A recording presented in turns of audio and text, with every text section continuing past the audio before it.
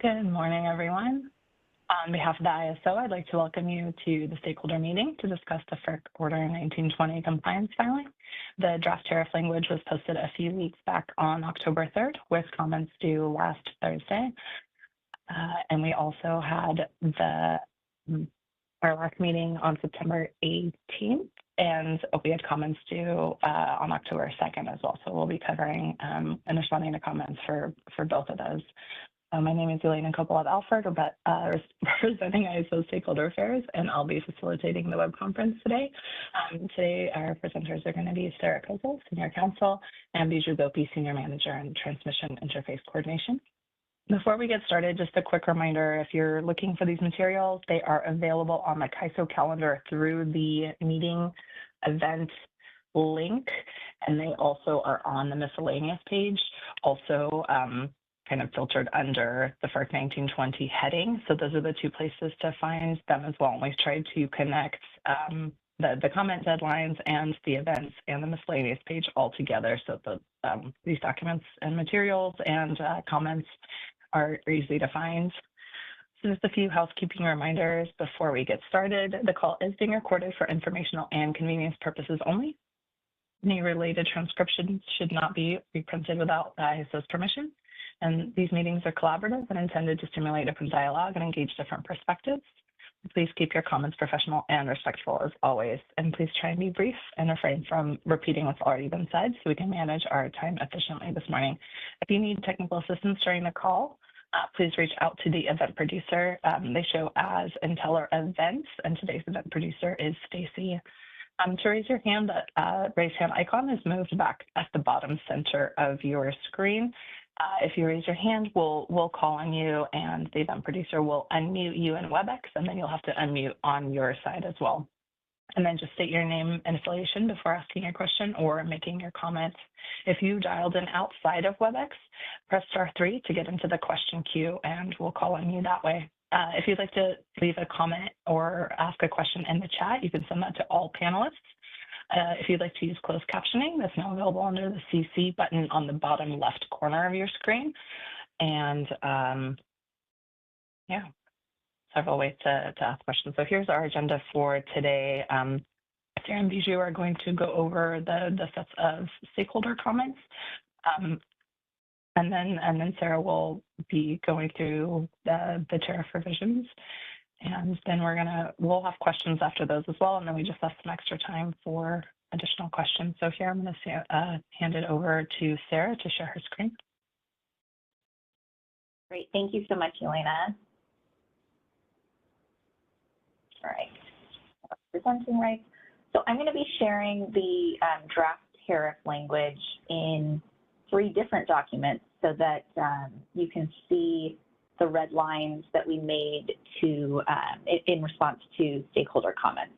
What I've done here is I've created little comment bubbles that try and summarize some of the comments, not some of, all of the comments that we got from stakeholders both on the September 18th meeting and also on the tariff language itself. So we're going to walk through that as they relate to the different tariff sections so that we can address all of the comments. Definitely feel free to raise your hand if you have questions as we're going, or happy to answer questions at the end as well. But we're going to get started by talking about the existing tariff section 24 and the edits that or I guess the amendments, proposed amendments that we've made there, and respond to some of the comments that we received. So we'll start here. This section is where we kind of initially describe the transmission planning process, and importantly have made some revisions that address the change from an annual to a biannual process. That's not reflected in the red line you see here. This is related to the alternative transmission technologies, but I've put the comments here to start. So I'm going to tag team this with Bijou. I'll start with some of the SCPA comments that we got, where there's a suggestion to move to a 20-year planning horizon for the comprehensive transmission plan. And there were some concerns expressed about the CAISO's current process, ignoring multi-value benefits. Both of these comments are outside of the scope of our order number 1920 compliance, and so would have to be made in a separate type of filing at FERC. We do appreciate them, and we'll talk about them internally, but for this particular filing, those will be outside of the scope. We also have some questions from SDG&E about maintaining the option to revert back to performing a full TPP every year. And then I guess maybe somewhat related question from ACP about how the CPUC sensitivities will work in this 2-year time frame, and questions regarding the interaction between the interconnection process and the transmission plan deliverability allocation cycles. So for those 2 comments about kind of the implementation, I'm going to turn this over to Bijou to respond. Well, thanks, Sarah.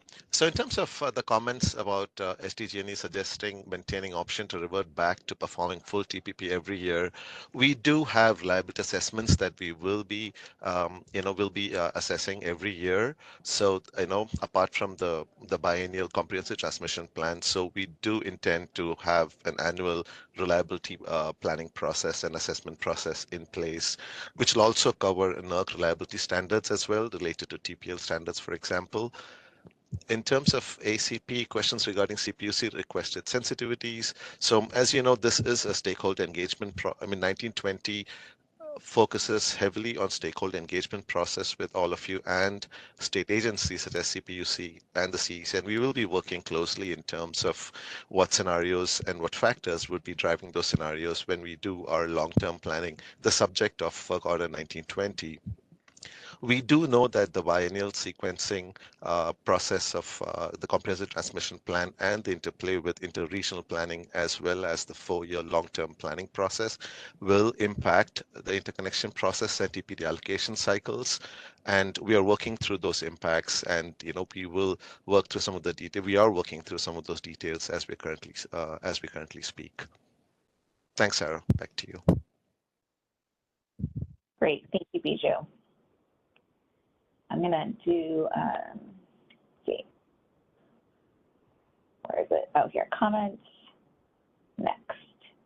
Okay, so here we are moving into the time frame for, move up just so you can see the top. So this is stakeholder input section on the Unified Planning Assumptions and Study Plan. Again, this is related to the comprehensive transmission planning process, not the long term.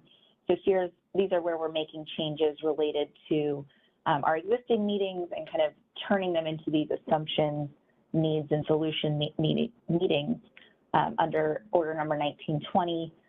PG&E here is requesting a longer time period for posting meeting materials. Our response to that is that the no fewer than 5 calendar days is what's in the order. So we're going to comply directly with the order, but that doesn't prevent us from posting things earlier, and we recognize kind of the interest in that, and so we will strive to provide those as soon as possible. But in terms of tariff compliance, we're going to stick with the 5 calendar days. We also received some comments from BAMX regarding publicly posting written responses within a certain amount of time. Similarly, this is not part of the order directive, and I think something that we've addressed in previous kind of stakeholder processes before. We don't know kind of what comments we'll be receiving, and so we want to make sure that we're able to review and respond to those in a way that is meaningful. And so I think providing that particular kind of time frame for response might constrain our ability to do that. So we're not proposing to make any changes based on a specific time frame for response. Okay, so that was the assumptions meeting, and the way that our tariff works. We have phase 1, phase 2, so of the transmission planning process. So we'll get back to those meetings in a few minutes as we jump through the tariff. But the next section here is related to our interim reliability assessment. And we received 2 comments related to this. The first is from ACP. around policy-driven projects and how they should have the option of being approved through this interim study process. And SDG&E had related comments regarding clarity on the option to upgrade the interim reliability assessment to a full TPP. So I think those kind of get at the same question of approving other types of projects that are driven by other needs. And then SDG&E also requests clarity on how this would comply with TPL 001, where studies are needed to be performed annually.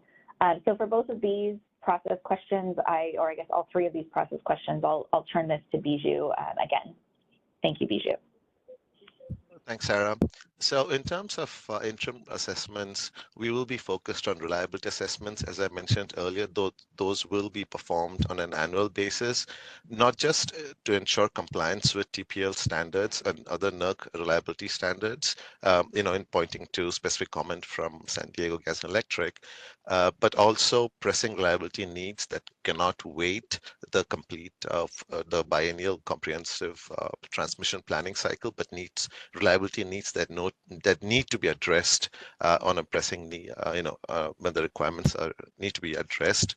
And so the policy-driven projects would not have that particular option because the biennial process goes through a rigorous structured process in terms of it is a multi-value where we look at reliability, policy, and economic, and the comprehensive transmission plan will assess policy-driven projects.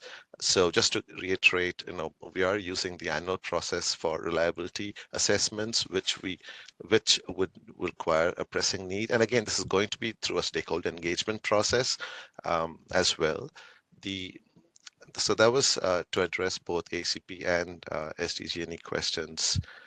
And I just clarified that it would be, we would be performing annual reliability assessments to ensure compliance with the TPL 001 standard. But I did want to add that there is an urgent approval process mechanism in our tariff for projects which we do need to take to our board for intermediate or approval in the interim, without having to go through the 2-year comprehensive plan, for example. And it does not have to be a reliability project. It could be a policy project as well. So we do have that provision of taking, urgently required transmission solutions for approval to our board. Obviously, there is a cap. It has to be below $50 million, but we do have that provision in our tariff as well. So just wanted to reiterate that component as well. Back to you, Sarah. Thanks. Great. Thank you, Bijou. And Yelena and Stacy, just so you know, I'm not really able to see if there's any hands raised, so definitely feel free to interrupt me if that's the case. Thanks. I'll flag those for sure. Thank you. Okay, so moving to the next comment.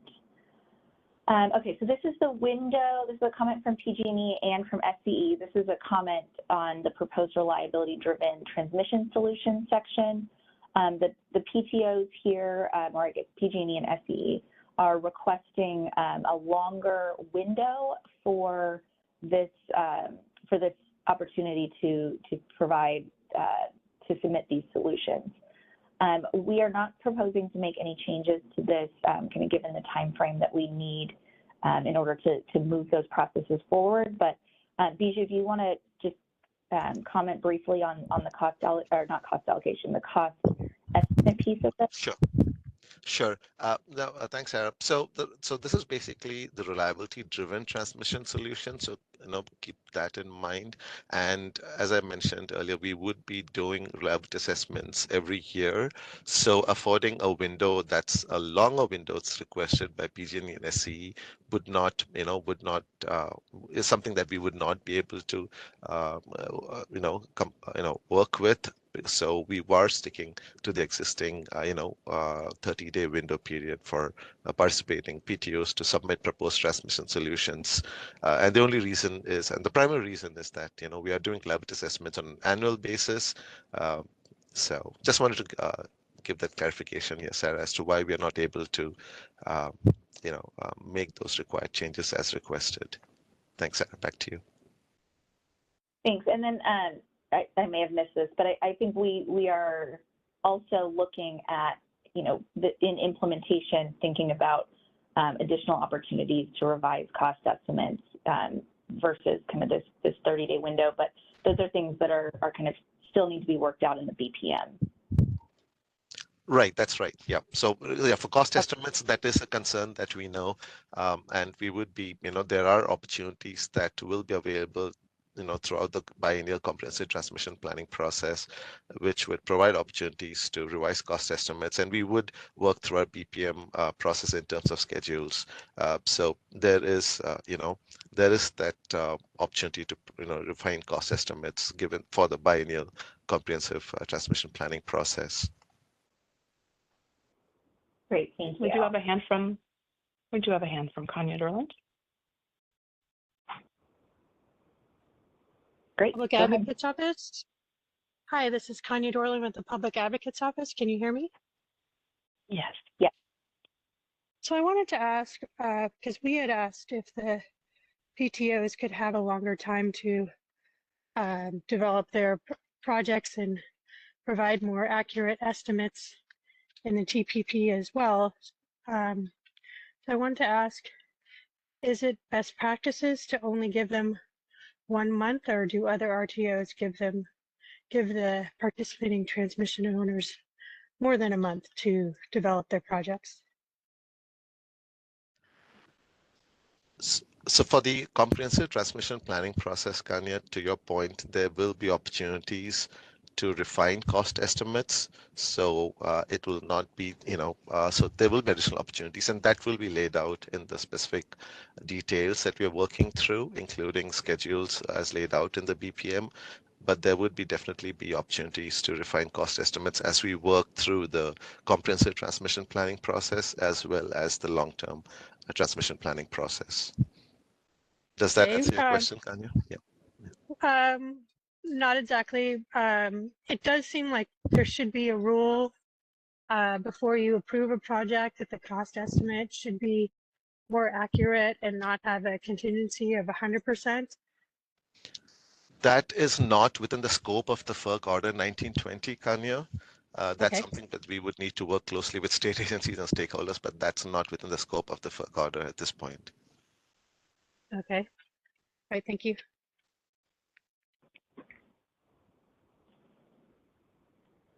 Okay. I noticed there's a comment in the chat about whether we'll be posting this document. And we'll post a version of this with our final tariff that we'll be filing. These are kind of, they're not internal notes, but they're just shorthand on the comments that, that stakeholders have made. Those stakeholder comments in their entirety are posted. So I would prefer that, when referring to what comments are made, that everyone look at the actual comments. These are more just, to spur our discussion here. So we'll post something with our final tariff, but we'll remove kind of these shorthand comments. Thanks, Sarah. We have a hand from Fernando Cornejo as well.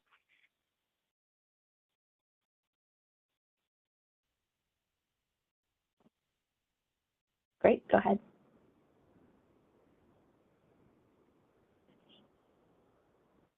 Fernando, you're unmuted on the WebEx. You might be muted on your end.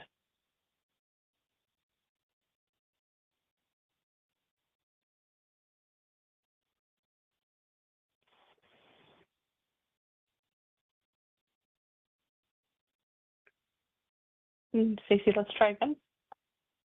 Okay, Fernando, you're unmuted on our side. Do you have a mute button? Hi, it's There we go. Fernando. I think we can hear you. Okay, great. Yes, go ahead.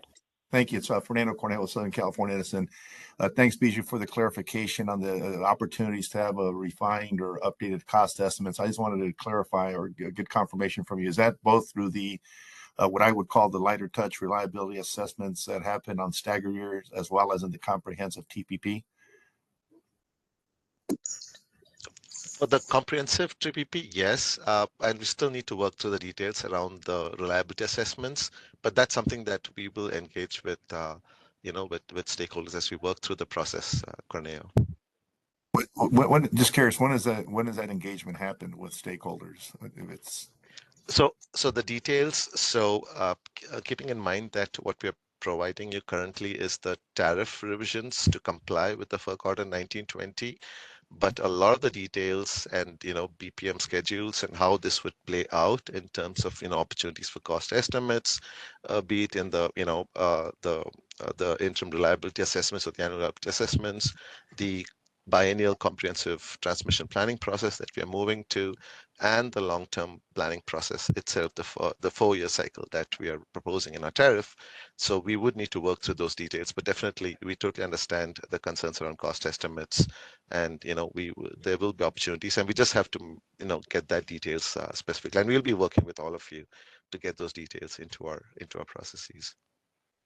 Okay, great. Thank you. SC looks forward to that opportunity because we definitely have a concern and would like to see some additional time granted for the accuracy on those cost estimates. So look forward to the opportunity to collaborate on that topic. Thank you. Thank you, Cornell. Thanks, Fernando. Okay, we have no other hands currently in queue. Back to you, Sarah. Okay, great. So I'm going to jump to our next comment.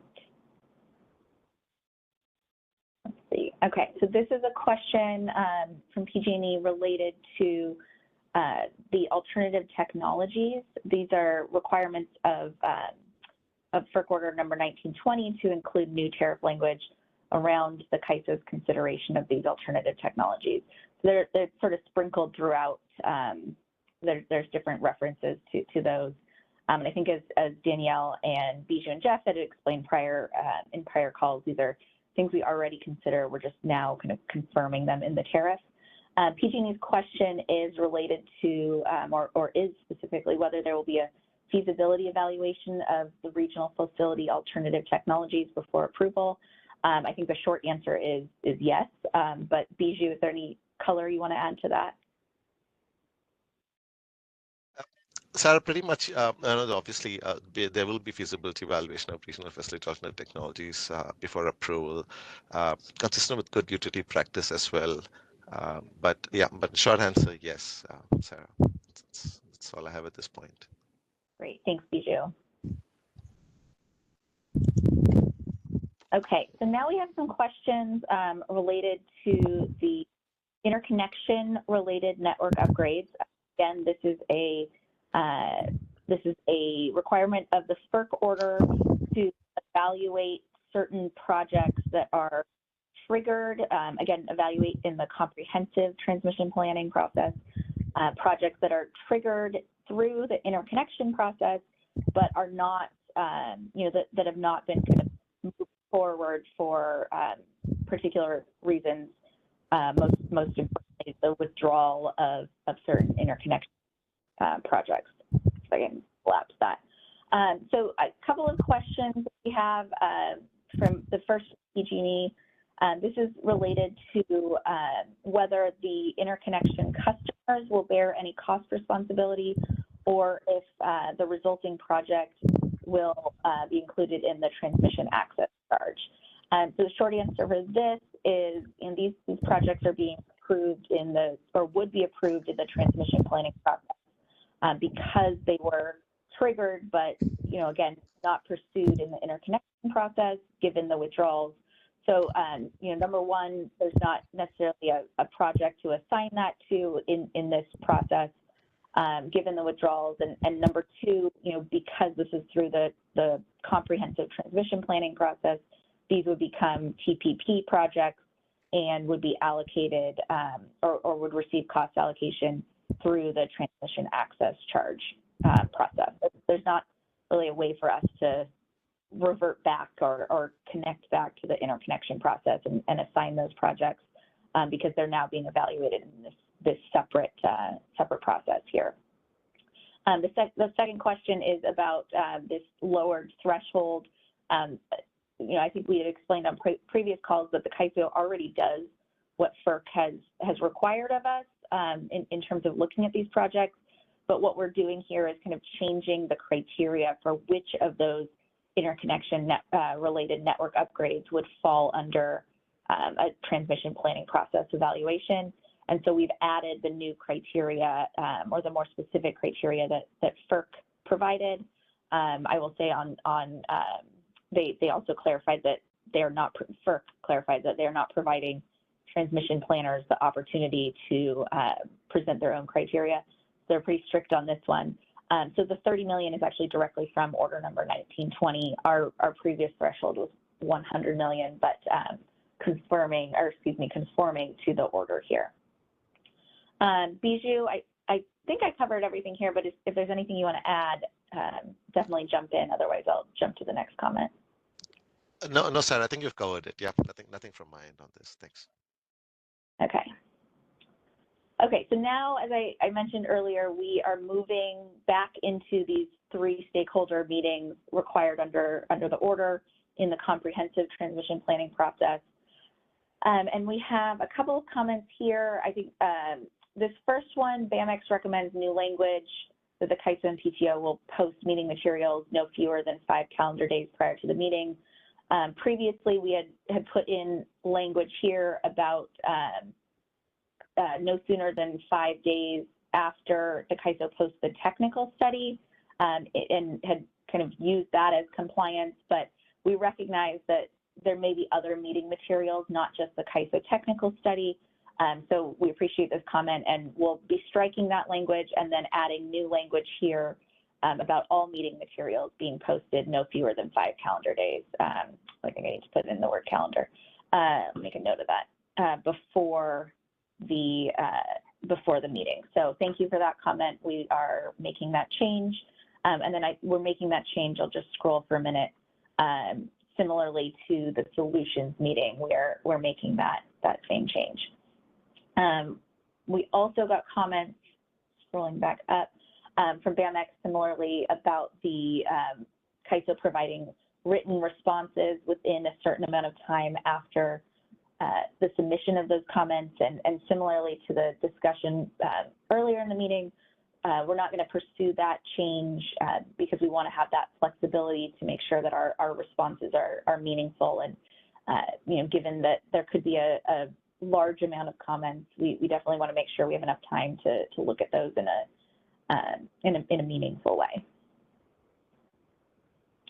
Okay, I'm going to just move through these. I think covered all of those comments. And we're back to the top. So I think at this point, we've kind of covered the changes to the existing tariff.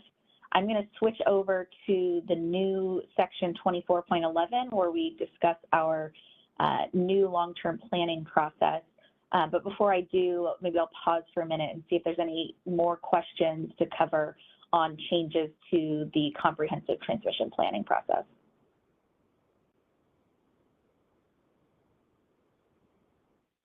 There are no hands in queue. Okay, great. I'm going to close out of this document. Actually, I will just minimize this document. Okay, so now shuffling between a few things. I think that looks good on my end. Does that look good on your end, Stacey or Yelena? Yeah, that looks great. Okay. And so, just a note to anybody, if you're wanting to see it a little bit closer, the zoom button at the top, you can also use that on your own screen if you want to see the type a little bigger. Thank you. Okay, so this one, I apologize, is going to be, rather than jumping to comments, I'm going to do the scrolling exercise. So apologies as you're looking at this. I wanted to cover a few changes to the tariff that the CAISO is proposing, not necessarily in response to stakeholder comments. So I want to make sure I don't miss those. But before we find any of those, we do have a comment here from SCPA, who expresses concerns with the over-reliance on base portfolios with incremental sensitivities. So this is in the context of the development of long-term scenarios. I think our kind of short response here is that we are following the tariff requirements of FERC order number 1920, and so won't be kind of creating particular scenarios in advance. But I think these are comments that we would certainly also welcome in each individual planning cycle as we are building those scenarios and looking at that on a cycle by cycle basis. Bijou, anything you want to add to that? Sure. No, thanks, Sarah. So yeah, so we would be working through us with our stakeholders in terms of, as you know, the FERC Order 1920 has 7 factors that we need to consider, and then those factors would then drive the development of the 3 plausible and diverse scenarios. And we would be working with our stakeholders as to what those scenarios would be. There would be what we say the base scenario, or as FERC Order itself describes it as the scenario most likely to occur. So that's how we're distinguishing when we say the base scenario. And then there would be 2 additional scenarios that would be plausible and diverse, that would give us the 3 scenarios that we need, as required by the order in terms of, studying those scenarios. And obviously the sensitivity associated, such as, sensitivity for extreme weather events, is something that would be included while we're studying each scenario.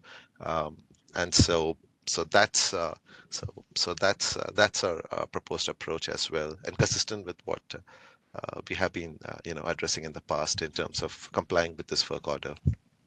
That's all I had, Sarah. Thanks. Great, thank you, Bijou. Okay, I'm going to scroll. I think this is our first change. This is a kind of minor change. This section is on the input factor categories, and then the second section here is on, collapse those, accounting for factors. So in this case, we're just moving language that actually speaks more to how the factors are accounted for, moving that into that kind of second section here. So no changes to the language itself, but just a movement that I think makes more sense in terms of what each section covers. Okay, we've also made some changes here on the stakeholder input related to the factors, stakeholder input related to the factors. These are not real substantive changes, but we did want to recognize that states and federally recognized tribes, may fall under kind of different categorizations than stakeholders. So just wanted to make that call out, which is also kind of separated in the order, put that in there. We also have provided a more specific comment period for stakeholders to submit those proposals. So previously we just described it as a comment period, but kind of given the amount of input that we're asking for, and also given kind of the multi-year cycle that this long-term planning process works under, we wanted to make sure that stakeholders had a good amount of time. So we put in at least 4 weeks here. Similar to this note about states and federally recognized tribes as being, potentially not falling under the stakeholder umbrella, we've removed the word stakeholder from comments just to reflect that there's, broader participation with government entities. Okay, and then we get to another comment. Here, BAMX is recommending that we include the rationale for any changes from the draft factors be included when we're publishing the final factors. This comment was around this particular tariff language. And in response, I'll just point everyone to this section here, the posting of factors. The FERC order is very specific as to what we need to post when we do post those final factors. And included in this is a list of the factors that the CAISO considered but did not incorporate. And so we feel that covers, to some extent, covers kind of that change from the draft to the final factors. And we'll be, really focusing, I think, on kind of what the factors we did choose are and why we chose those. So we're going to stick with kind of exactly what's in the order and leave this tariff language as is.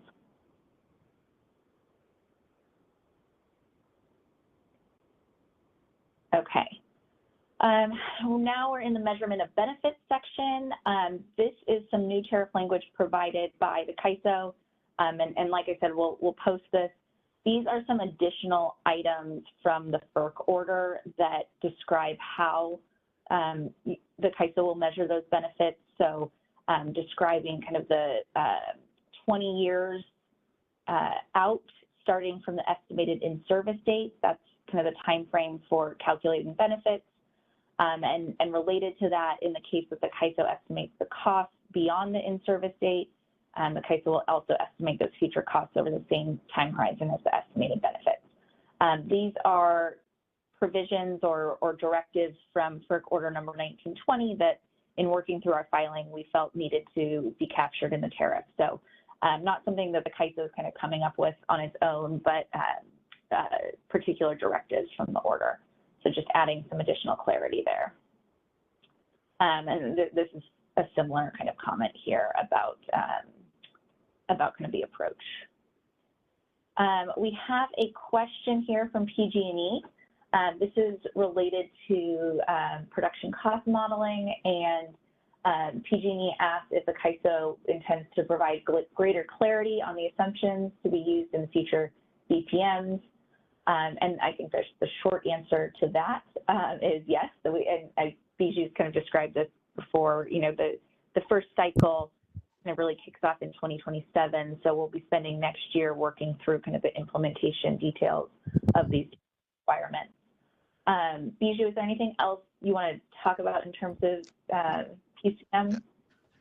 Yeah, so Sarah, yeah, just to add on that, as as Sarah mentioned, we will be, the first year of the long-term plan starts in 2027, but we would be spending, part of this year and most of next year in terms of refining, the benefits and how we would be calculating the benefits and how it will be reflected, the benefits specific to the long-term transmission planning process itself that FERC wants us to in terms of the 7 benefits that you see on your screen. And obviously we would work closely with all stakeholders as well as industry groups in terms of making sure that we come up with appropriate measurement criteria which we would use in measuring these benefits. Thanks, Sarah.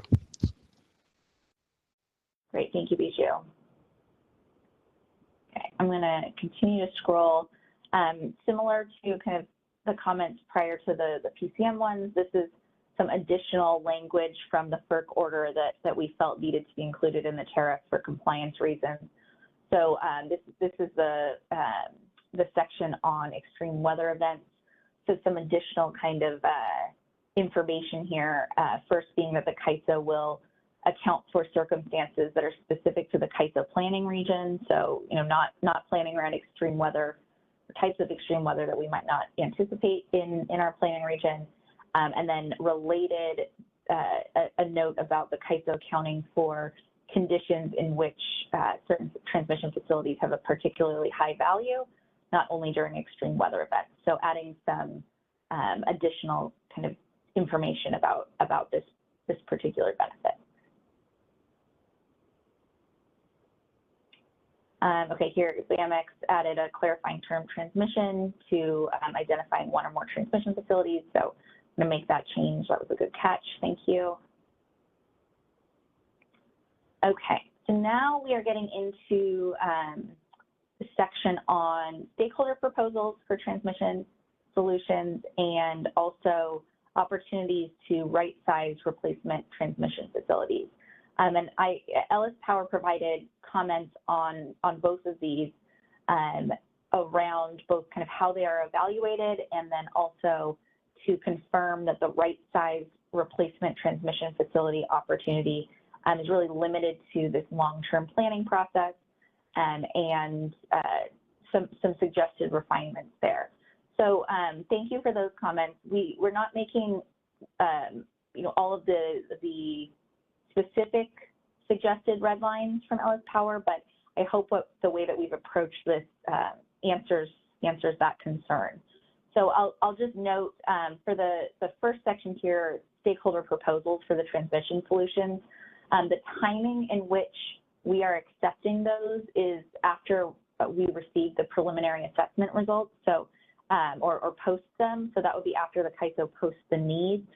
Those stakeholder proposals will then become, part of what we evaluate in the evaluation process, and so they will be, part of that same process that other projects will be evaluated under. So we didn't feel the need to provide any kind of specific requirement there that they will be evaluated similar to other projects because they will be an input into the process at a point in which then everything is kind of treated the same.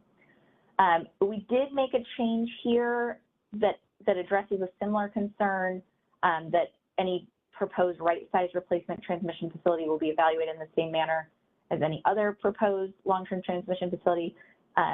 This is sort of a newer, this right-size replacement is sort of a newer concept, and so we did want to kind of capture that, you know, these are not going to be treated separately, even though in the same sense, you know, we're same time frame, we're still coordinating with the PTOs after we receive or post that initial preliminary assessment of need, and those projects then flow into the evaluation in the same way. Because this is kind of a new separate type of facility, we did want to just call out that these will be evaluated in the same manner. The other concern that Ellis Power provided or raised was around ensuring that these are sort of limited in scope to exactly what's in the order. So we are providing, just switch over to this document here, we are now proposing to include those definitions of right-size replacement transmission facility and in-kind replacement transmission facility from the FERC order to ensure that kind of how those potential right-size projects might fit under this is specific to the order. So in this particular definition here, we note that it's selected in the long-term transmission planning process and that it meets all of these requirements that FERC has outlined. And similarly, describing the in-kind replacement transmission facility as kind of exactly how FERC has described it. So hopefully that is that addresses the same Ellis Power questions and concerns. We're just doing it in a slightly different way, putting the definition in our Appendix A rather than dropping it into the tariff here. So still part of the tariff, just not in our transmission planning piece here.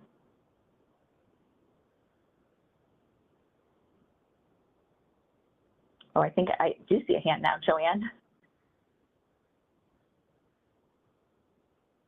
Go back up. Hello, are you able to hear me at all?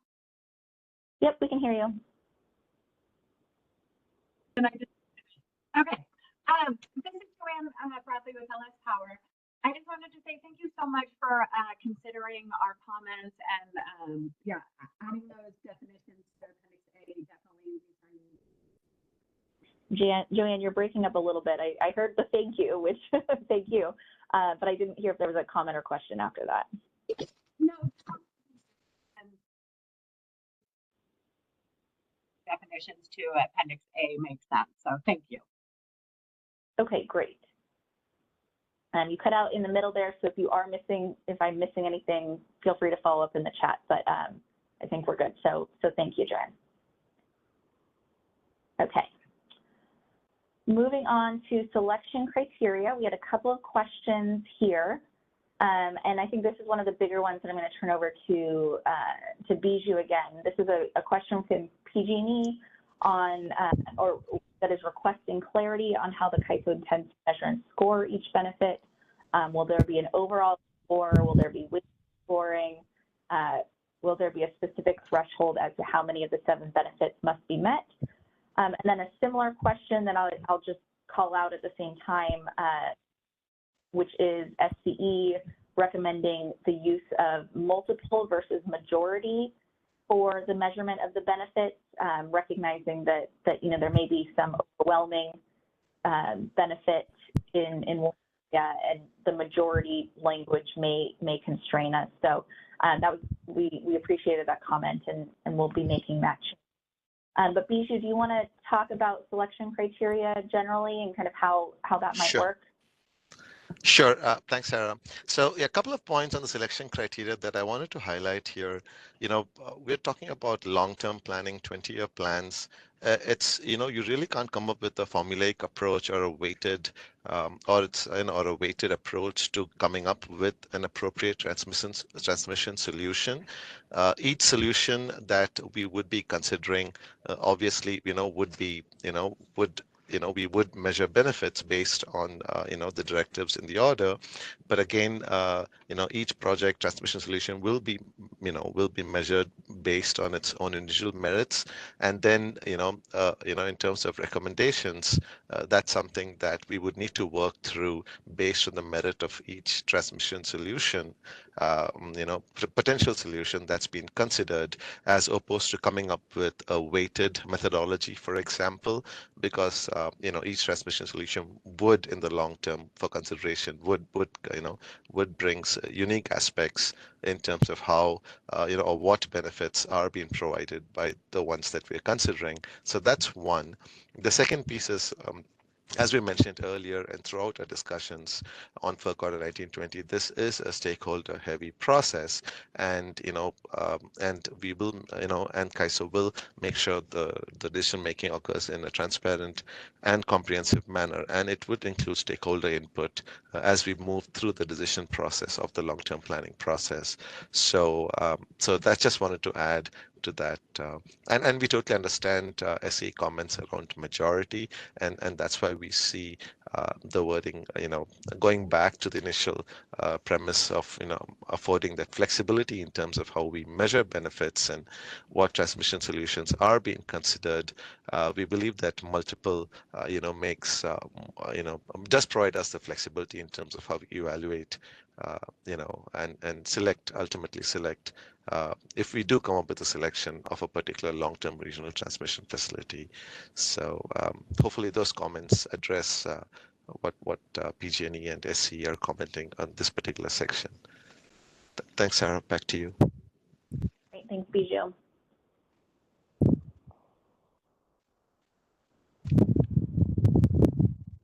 There's just another comment that we're now utilizing the defined term pursuant to Ellis Power's comments. Okay, couple of questions, or I guess a question from SCPA on the voluntary funding opportunity. The questions here are regarding the impact on CRR feasibility and deliverability allocation frameworks, and finally, would such projects be considered for cost recovery in a subsequent cycle? This voluntary funding opportunity we are looking at as sort of parallel to the existing merchant transmission facility option that is currently under our tariff and will remain under our tariff.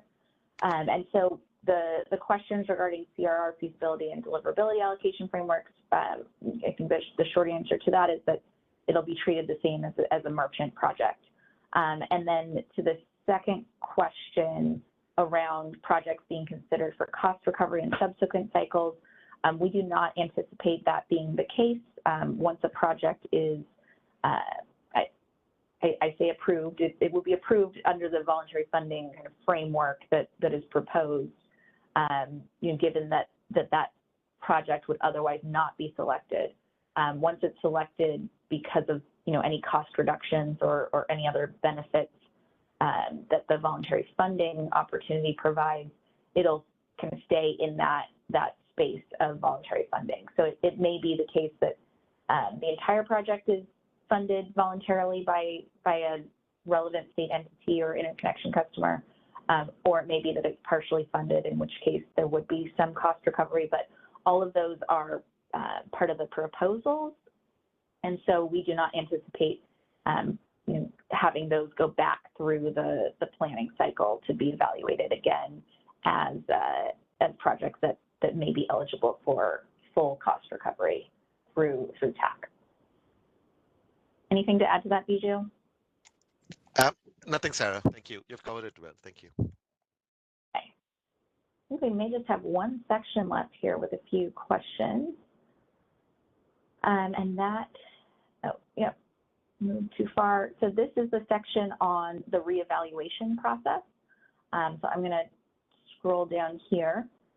We had questions from a few entities, PG&E asking about the basis for the 10% trigger as being significant cost overrun, SDE recommending a 50% trigger and a 120-day window to develop the estimate. I think we kind of talked about some of that.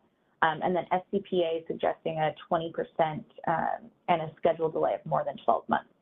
So in response to these, I will say that we have moved this cost estimate up to 20%, and I've also rephrased this so that it's more accurately captures that it's 20%. It exceeds the estimated cost by 20%. So I'll note that the 10% trigger is based off of prior, what we've used in certain prior other agreements. And so we initially felt that that reflected kind of what a significant cost overrun might be based on our experience. But we do recognize the uncertainty of these projects that are being planned farther in advance. And so we wanted to raise that threshold to something that provided a little bit more kind of wiggle room or buffer, I guess, in terms of relation to the estimated costs.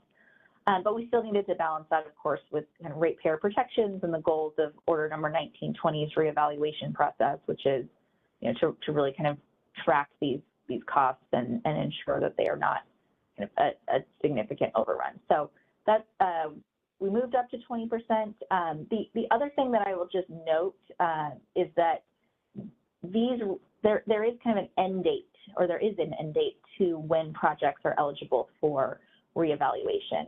And so what the CAISO had put in previously and continues to keep in here is, I can't find it, but ultimately we are required to have an end date for where the project would be eligible for this automatic reevaluation, and that we're proposing to be kind of on a case-by-case basis for each project based on when, you know, essentially when substantial or significant procurement would need to happen.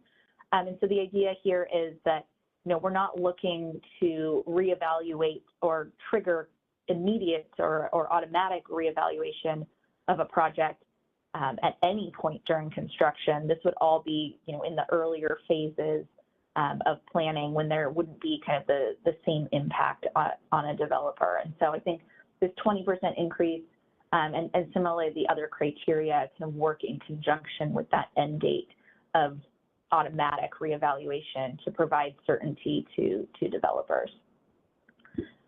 And with that, I will again turn it to Bijou if there's anything else you want to add on this reevaluation. Yep. Thanks, Sarah. And just to reiterate one fact, and this goes back to the question that SCE had raised in terms of, and I believe other stakeholders as well, in terms of cost estimates and more time being granted for that. There is, as I mentioned earlier, there are opportunities. We need to work through the details of what exactly those opportunities would be in terms of providing additional time for refining cost estimates for the biennial comprehensive transmission planning process, as well as a long-term plan. Obviously, one benefit of moving from an annual to a biennial cycle is, you know, providing that additional opportunity to actually refine cost estimates and, you know, additional timeline afforded to come up with those refined cost estimates. So that's you know, regarding the biennial comprehensive transmission plan that we are proposing to move forward, as well as the long-term plan. Obviously, it's a much longer window of a 4-year cycle. This becomes a challenge when we are talking about the annual reliability assessments, because we do need to make sure that we are approving immediately or urgently needed reliability projects, which cannot wait the full cycle of the biennial process, but which need to be approved because of a particular pressing reliability need. And so we are going to be challenged in terms of how much window we can have.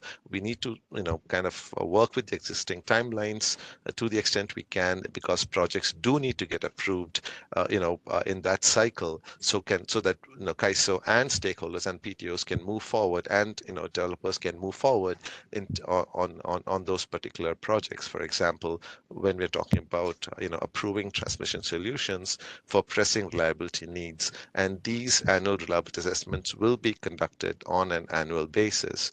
So I did want to make that distinction clearly when we're talking about assessments and cost estimates. Sarah, that's something that I had. Thanks, Sarah. That's all I had. Thank you. Great. Thank you, Bijou, for that.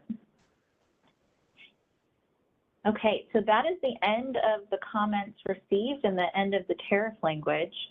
Thank you all for your comments. We really appreciate them and hope that we've addressed them here on the call. If there's any outstanding questions, I know that's sort of next on our agenda is the open question section. So we'll give a few minutes to see if anyone has anything there. Otherwise, I will end quite a bit earlier than the amount of time that we've allocated here. Sarah, we have a hand from Pushkar Wagle. Great. This is Pushkar Wagle from Clean Resource Consultant on behalf of BAMX. Can you hear me? Yes. Yeah, thank you so much for this meeting and walking us through these changes and actually accepting some of the suggestions here. Quick question to you is, would you be posting, I don't know whether I missed that, but would you be posting this red line version that you're currently working on? Yeah, we'll post a version of this. I'm going to pull out the comment bubbles with the stakeholder comments because they're kind of internal shorthand to trigger our conversation. But the comments themselves are separately posted directly from the entities that submitted them, and then we'll post a new version that shows the changes that we've made. Okay, great. What's the timeline on that, Sarah? Did you mention? Of you post? Yeah. Probably pretty soon. And I think Yelena or Danielle may speak to this. We're targeting filing in November, the week of November 10th. We're going to be holding a new meeting or a newly noticed meeting in November, the first week of November. So kind of pushing back the timeline here a bit, but hoping to post this pretty quickly. I just want to make sure we clean it up, combine it, and get it posted. So so soon. I don't have a specific date, but in the next day or so.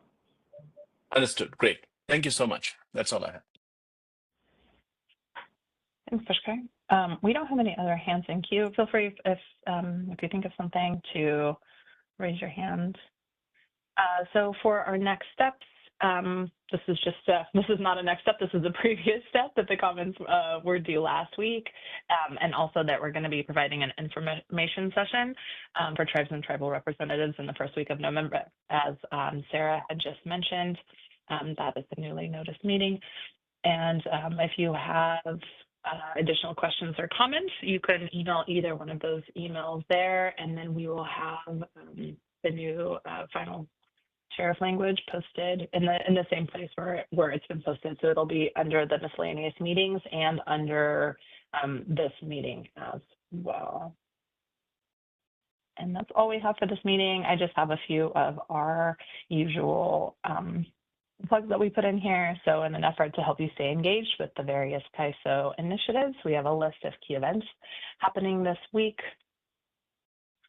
So we have got our meetings and our deadlines listed here, our market sends and BPM updates, as well as our Energy Matters blog. So there's a new blog here for preparing for winter, taking on greater importance by Brian Murray, Director of Balancing Authority Operations, and Raja Tapatola, Director of RC West Operations. That was posted last week. In this blog, they explain how the CAISO is strengthening reliability for the colder months, from advanced forecasting and fire risk planning to new capacity additions in our extreme weather playbook. I'm not seeing any other hands. We're going to wrap this up. So on behalf of Stakeholder Affairs, I want to thank Sarah for this presentation and Bijou as well for walking us through all of this. Thank you for your involvement and discussion and attendance. And thank you, Stacy, our event producer, for your support. In a few business days, the recording will be posted to the miscellaneous meeting page as well as the calendar event on our website. So thank you for joining us. Stacy, you may now conclude the call.